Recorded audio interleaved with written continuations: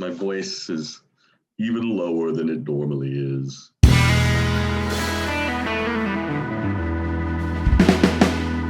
What's up, everybody? Welcome back to Listography. Jason, Joe, and Crams are here. Songs of the year, and it's time to get into the 1960s, our first full decade after starting out in 58. This is a big decade, I think, for singles. A lot of good songs in this decade. And I think already you're seeing a step up from the late 50s. Maybe not so much in just quantity, but it seems like the good songs in 60 are a step up from the good songs that we saw the first 2 years of the series. At least that's my opinion. But yeah, lots of good songs to get to. Just a reminder, we're doing 5 picks from songs that charted in the Billboard Hot 100. And then we're doing 5 more picks that are wild cards. They can be anything we want. They could have also charted, or they could be album cuts, B-sides, whatever. And then we're also doing a pick for our least favorite song of the top 40. What have you guys got?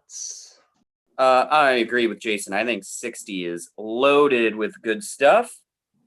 Not making my list, but worth noting, 60 is the year of one of the best film scores of all time, Psycho by Bernard Herrmann, easily a top 10 film score ever, but we're not here to talk about that. I'm going to kick it off by going with my deep cuts, even though pretty much all 10 of mine are like top 100 Billboard top 100 stuff, but I have such a log jam and a top 3 that I'm probably going to decide at the last second. No, I've got the decision, but it's tough. But here's what I got. I've got a couple from Connie Francis, amazing singer. I'm going one of them as Everybody's Somebody's Fool. Really cool organ intro. Love like the heartbroken, attention-seeking kind of lyrics. Love the blend of different things here. You get like 50s luau style stuff, lush vocal arrangements, a la the pop stuff. You get some ukulele, a little blues riff, very cool. She also scores on my list with My Heart Has a Mind of Its Own. Incredible vocal track. Really great, like beautiful pop-friendly lead melody, and then this really nice, like subtle despair harmony behind it. Great horn accompaniment on it. Also got The Drifters with Save the Last Dance for Me. Really sweet lyrics. Love the little lift into the chorus. Great build, bringing in the backing vocals in verse 2. Really nice bridge. Acoustic guitar strumming sounds great. Pretty much does all the heavy lifting on this song. Just great melody, and then the strings take off in the end. Also got Chubby Checker with The Twist, a classic party favorite. Oh, goodness. Joe, looking good. Still thinking about Lenny Kravitz. And anyway, Chubby Checker, The Twist, so much fun. Great voice, infectious cheer to it. One thing that really stood out for me that I've never really noticed are the drums for 1960 are really heavy and just hard, really rocking. And then finally, I've also got When Will I Be Loved? Love the Linda Ronstadt version, but the Everly Brothers do it great here. Great opening lick. Harmonies are amazing. I like the idea of the song, how they somehow, like, through the hardship of life, think they deserve love, like it's overtime pay or like a raise at work. It's just like, I deserve it. I've done this, I've done that. Really cool. So those are 5 deep cuts for me to start it off. Okie dokie. My 5 deep cuts, actually, let's see. We have 3 of them not in the billboards. So I'm going a little deep on this one. Deep with your voice too. It sounds like you have a cold. Yeah, I got something going on. I don't know. Been hacking and coughing, and my voice is even lower than it normally is. But on my top 5 personal list, and I'll put my favorite song of the year on the Billboard because it did chart, so we'll throw it on that one. So I'll do all 5 of mine here. Number 5, we got "Wonderful World" from Sam Cooke. This classic. It's in all the movies, especially Animal House, of course. And it's just a really fun kind of song. You know, don't know much about history, biology, algebra. Just super catchy. Very cleverly written. Number 4, I got Giant Steps from John Coltrane. Massive jazz album. This is my favorite track from that.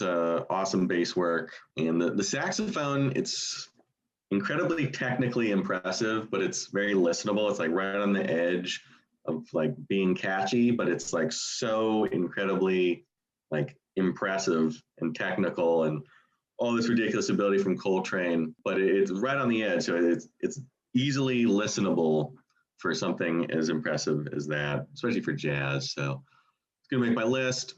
Also on my list, I got Sunday Kind of Love from Etta James.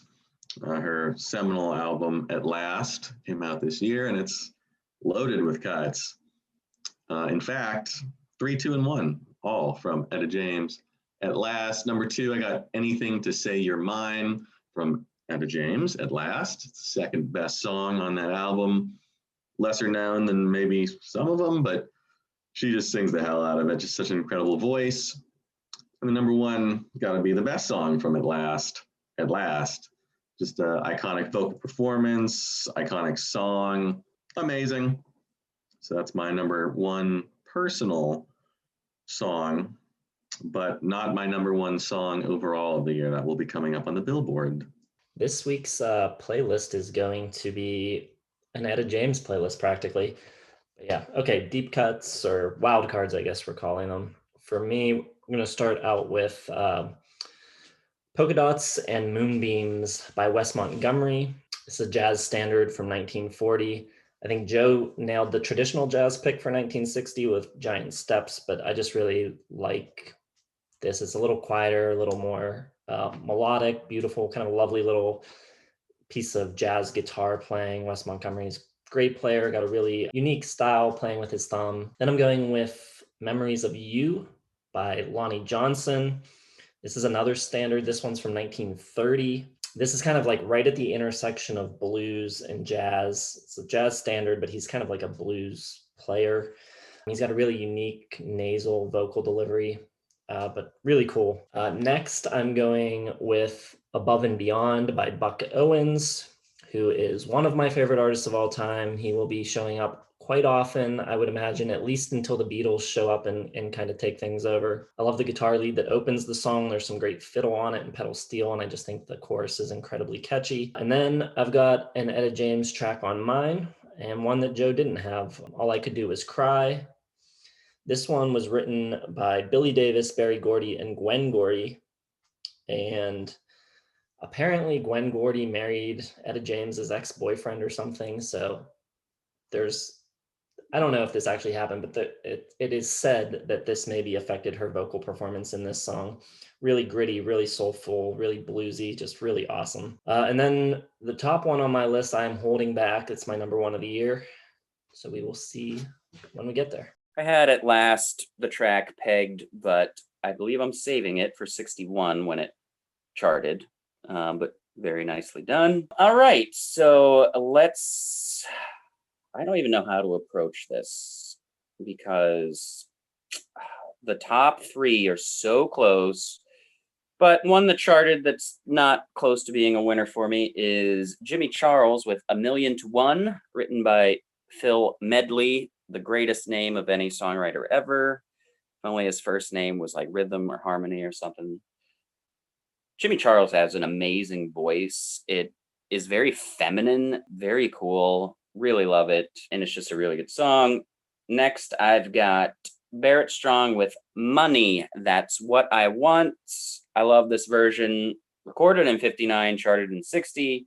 Love the piano sound. Great guitar sounds on it. Love the jagged, like backing vocals. That's what I want. That's what I want. And that piano part, the bam, bam, bam, bam, bam, bam, bam, bam, so cool. And now it gets super hard to pick between these 3, but I'll throw out 2 right now. Georgia on My Mind by Ray Charles. Great swelling strings. Amazing, slow, steady pace. Vocals are just killer. Who was it that we covered that had just a garbage cover of Georgia on My Mind? Do you guys remember? Was it The Band? The band does it, yeah. I didn't think that was garbage, but yeah, one of us did. Joe did. Yeah, Joe did. And I kind of agree with them. This version is just so good. Then this one I really wanted at number 1, but I wasn't being honest with myself. So it is a number 2 of the year. It's one Joe talked about. It's Sam Cooke, Wonderful World. Such a good melody, great beat, great drums behind everything.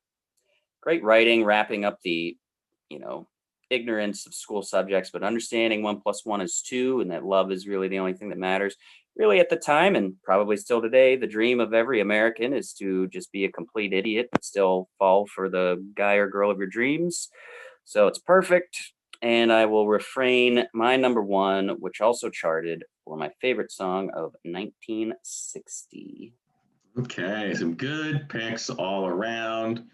Now, I don't think this year's really that superior to 58 or 59, but some good songs nonetheless. Number 5, I got Only the Lonely from Roy Orbison. Offered this to the Everly Brothers and Elvis, and they said no. So he just did it himself. Great song. Love that falsetto note he hits. Really amazing vocal performance. Also on my list, I got I Want to Be Wanted by Brenda Lee. Wildly underrated Brenda Lee. She had some really great songs around this time. Super powerful voice. Just really like almost on the edge of losing it. It's really great. This one has some nice strings, some great backing vocals, as did every song from this era, but this one a little bit better than most. Also my list, back again, Conway Twitty with Lonely Blue Boy. Again, he's just out Elvising Elvis on this. His voice, it's a roller coaster. He goes high as he can go, and then it just drops down to these really just ridiculously low notes. I love it. I love Conway Twitty, so it's gonna make my list. Number 2, this song would inspire a whole bunch of people, namely Lennon McCartney. I got Kathy's Clown from Everly Brothers. The close singing on the harmonies, just amazing. The Beatles would take that. And you'd really hear it. I mean, you can hear everybody that kind of was influenced by this one. It's a really cool track. And I love the bridges. There's no verse on this. It's chorus, bridge, chorus, bridge. It's really weird, but structure. But it's just an awesome song. My favorite Everly Brothers song, but it's not my number 1. My number 1 will have to wait. All right, for my songs that charted, this was tough. There were a lot. Some really kind of big ones that didn't make any of our lists. Chain Gang by Sam Cooke, Little Bitty Pretty One by Frankie Lyman, Stay by Maurice Williams. So yeah, a lot of big songs this year. Stuck on You by Elvis. And Brenda Lee, good call, Joe. She had 3 or 4 singles this year that were all really close to making my list. Her vocals are great. All right, but the ones that did make my list, I am with Cram on the Twist by Chubby Checker. The Hank Ballard version charted the previous year, went to number 28. Hank Ballard was unavailable for American Bandstand, so Dick Clark got Chubby Checker, who sounded a little bit like Hank Ballard, to record a version. And he takes it from here to here. It's just a really great reworking. He doesn't change it much, but it's a few ticks faster, a little bit, a few more BPM. He adds that great sax in the intro. And like Cram said, the drums just have so much more energy. The cymbals are real splashy, and it just really energizes the song.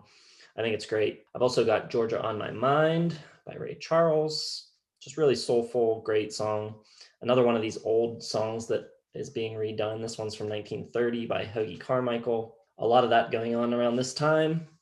I've also got the song Bad Boy by Marty Wilde. Really cool song. I think this is way ahead of its time as far as the vocal delivery goes. I don't think anyone else was really singing like this in 1960. You got Big Jim Sullivan on guitar, just super cool. He's also the father of Kim Wilde, who would have a hit decades later with Kids in America. And with Joe on Kathy's Clown, great song by the Everly Brothers, really cool drum beat. And it was allegedly recorded in a single take with the Everly Brothers sharing a microphone.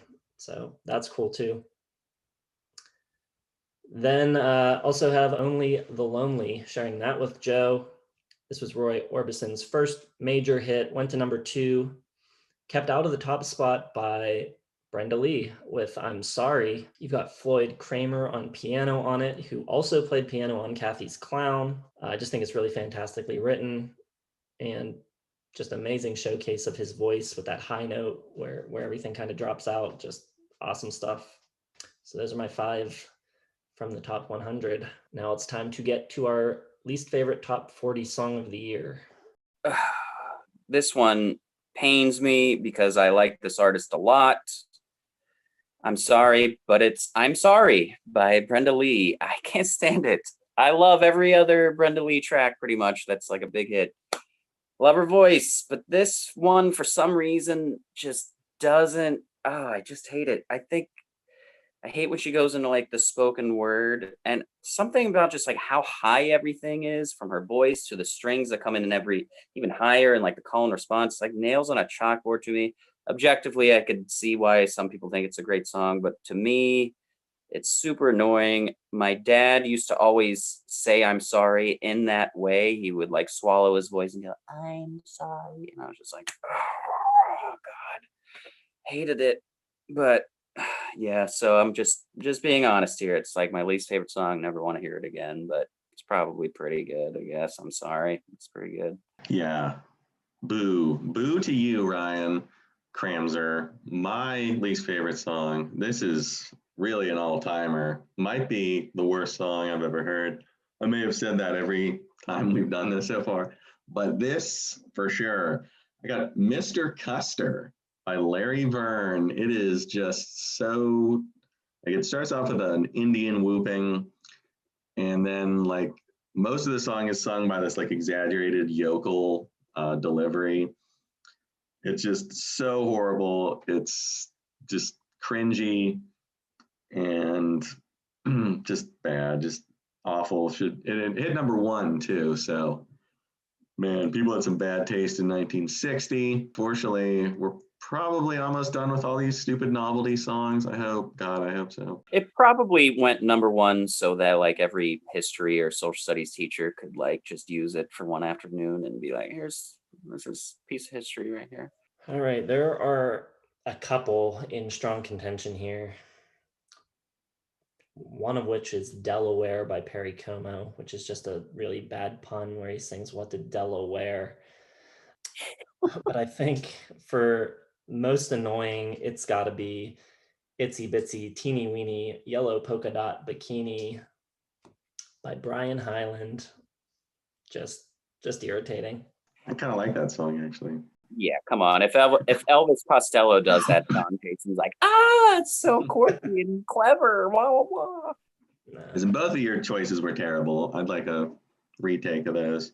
Well, I'd like to take this opportunity to congratulate myself as being the leader for Songs of the Year so far. I've got 2 wins. Jason has 1, Joe has 1. But this one might be tough. I have a feeling we're going to have 3 different ones that are all really good. My winner, barely over Sam Cooke, is going to be This Magic Moment by Benny King and the Drifters. Benny King is one of my all-time favorite singers. This song is just absolutely beautiful. It comes in with those really like quivering strings and it's very cool. Just a lovely song. When it goes to like that A minor chord, I believe it's an A minor chord, and it starts the sweeter than wine part of the song. Oh my God, I just love that moment. I think it's really dramatic and touching. And then, everything just swells with the backing vocals and those hard, just really robust strings come in and just take over. It's really just a pretty gorgeous song. And the way they always recorded his voice was always like almost a step behind, like production wise, what was like the best and like just kind of best technology. It always sounded so much more nostalgic and charming to me than like even like the Sam Cooke song sounds like it's a few years ahead of where the Drifters are at. But it wrecks me. It's a hell of a song. Good song, real good song, but it ain't no Georgia on My Mind. Yes, Ray Charles with the double, the back-to-back, very unusual. It doesn't happen often in Songs of the Year because this is only the 3rd year, but it probably won't happen often. So big props to Ray for this one. Just a perfect cover of an old standard. I love the slow, like unhurried pace. He's just like milking every second of it. The little piano runs and flourishes between, great backing vocals. Just, it's Ray Charles, so his voice is impeccable, and he just slays this cover. His Peerless, it's one of the best songs ever recorded, and it's my number one for 1960. Georgia on My Mind. My winner, as Cram kind of mentioned, charted in 1961. So basically the way I've been handling the release date thing is that if I'm putting it on my Hot 100 list, I'm going by the first time it appeared on the chart. And if I'm putting it on my wild card, I'm going by like album release. So technically, even though this chart's later on, it's on my wild card list, whatever. It's At Last by Etta James. Just an amazing string arrangement. And when she comes in, the way she kind of ramps into it on the word at, it's just an amazing music moment. She soars over the whole thing. It's awesome. Again, an old song that was written in 1941 for the Sunny Valley Serenade movie, but this is the version. Yeah, surprisingly, hers only went up to 47 on the Billboard, which is horrifically low, but that's a song you'll still hear on like oldies radio. So it definitely outlived and overperformed its original Billboard run. All right, so be interesting to see in 61 if Cram puts it on his list. We got the same song in 2 different years, but I think it's going to happen. Any other thoughts before we close out 60? All fantastic winners here. Anyone voting is going to be hard pressed to pick a winner here. And those are all 3 really good songs. But really, the best piece of music is the shower scene from Psycho. Come on, it's so iconic. The rest of that score is amazing. I was surprised to see that the theme from The Apartment actually made the top 100, which is a great movie too. But I don't never really think about the score for that right off the bat. But that was cool to see.